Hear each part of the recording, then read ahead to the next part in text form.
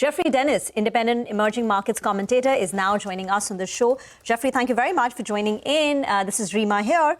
Well, first wanted to get your thoughts in on what the White House had to say about Greenland, saying that US acquiring Greenland is now a national security priority.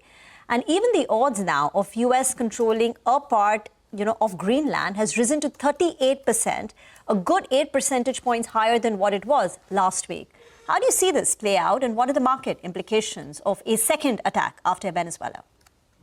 Well, I think it wouldn't be an attack anyway. I don't think in the conventional sense. I mean, you're not going to see, as far as I can tell anyway, Trump sending in troops and helicopters and planes and capturing the prime minister of Greenland. I still think it's extremely unlikely that this will happen. And the major reason I think that is the case is because if the US tries to take over Greenland, succeeds in taking over Greenland, basically this destroys NATO. And I think that's not something that probably even Trump would want to imagine. Now, I think a more likely scenario is that he's putting Greenland and therefore Denmark under a lot of pressure because he wants some sort of deal which will give the US sole access to all the various minerals, the rare earth minerals in particular, that Greenland has got. And I think he's saber-rattling aggressively here so he gets some sort of mineral deal. I still think the chance of the US trying to take over Greenland in military terms is pretty low, frankly, and much less than 38%. Geoffrey, hi, morning. Good morning. I think, 50,000 people live on Greenland, right? Not many.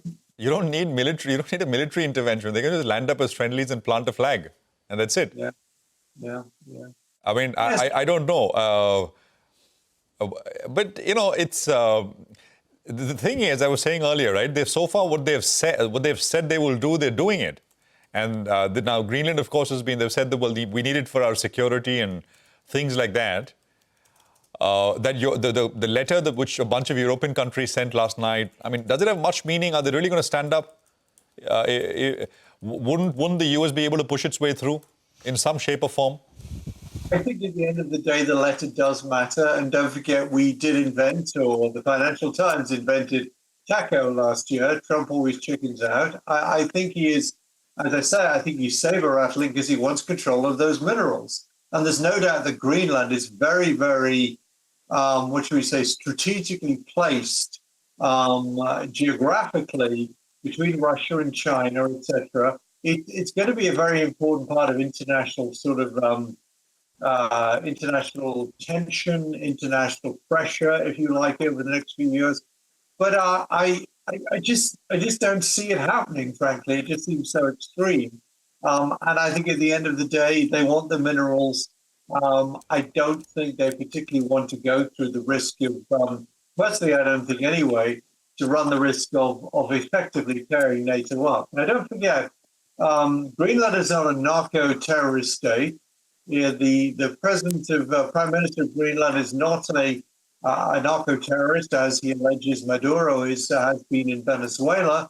And we already know that the impact of the US attempting to take over Venezuela and quote-unquote running it, as President Trump says, is going to give potential green light for Putin to do more in Ukraine. And who knows, even China to start invading at some point. 2027 is the year everyone's talking about Taiwan. So I don't think he needs to create even more territorial pressure elsewhere, such as by trying to take over Greenland, because all that would do is empower China and Russia even more. So I'm afraid I don't buy all this time. Hi, Geoffrey. Good morning, and good to see you, Ben. From a humanity perspective, it's debatable with regard to what Trump does. But from a market perspective, what's your take? Case in point being, he's invaded Venezuela. In all probability, there'll be more crude that comes out of there and puts a lid on crude oil prices. In that sense, do you think that inflationary worry goes out of the way? And maybe, in fact, crude oil prices as well stay at depressed levels. What's your take? I think crude oil prices do stay at depressed levels. I mean, there's a lot of supply in the world, and the global economy has got definitely pockets of weakness, including, of course, the Chinese economy. Although the US economy probably accelerates next year because of the tax cuts that are going to be coming through. The logical sequence of events, as far as I'm concerned, would be when you do something like you take out the president of Venezuela, the oil price should have gone up and should have gone up significantly because it's a big geopolitical event and it increases geopolitical risk around the world. And then logically, when over time the US companies come in there, restructure the industry, repair all the very badly damaged oil infrastructure, you get more oil flowing, and therefore oil prices come back down again.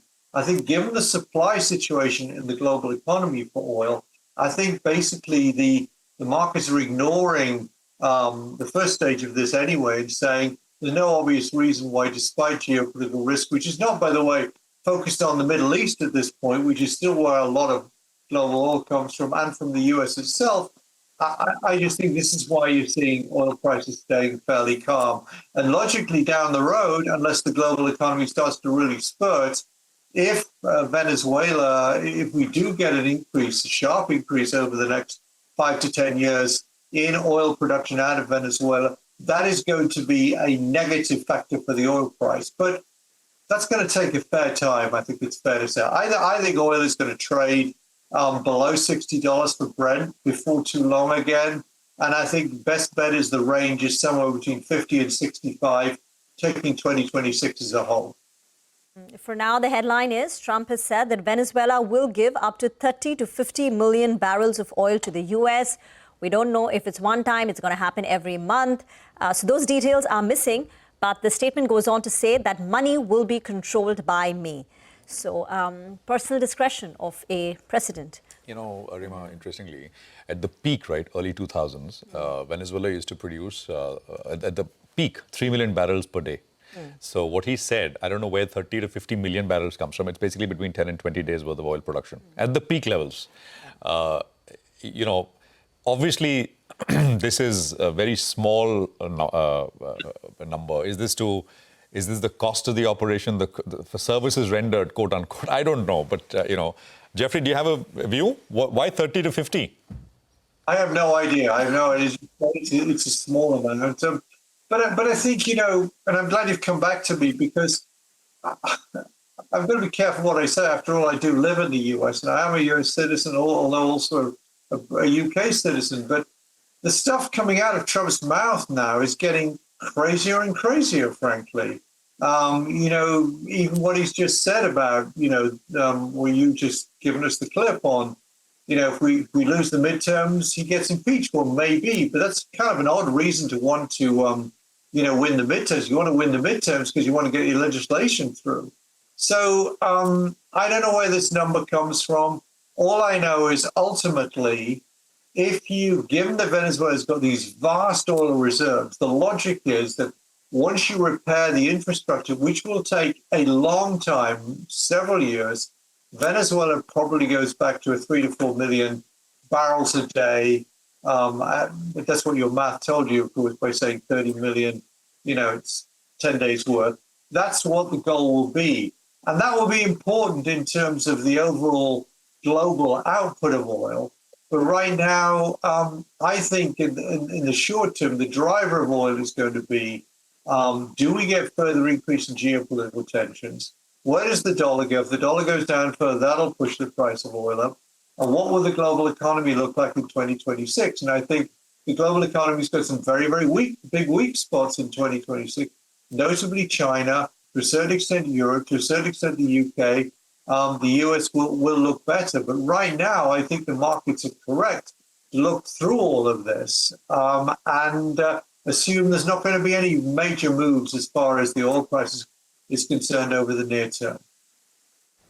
All right. Thank you very much, Geoffrey, for joining in. Always a pleasure to listen in to your views.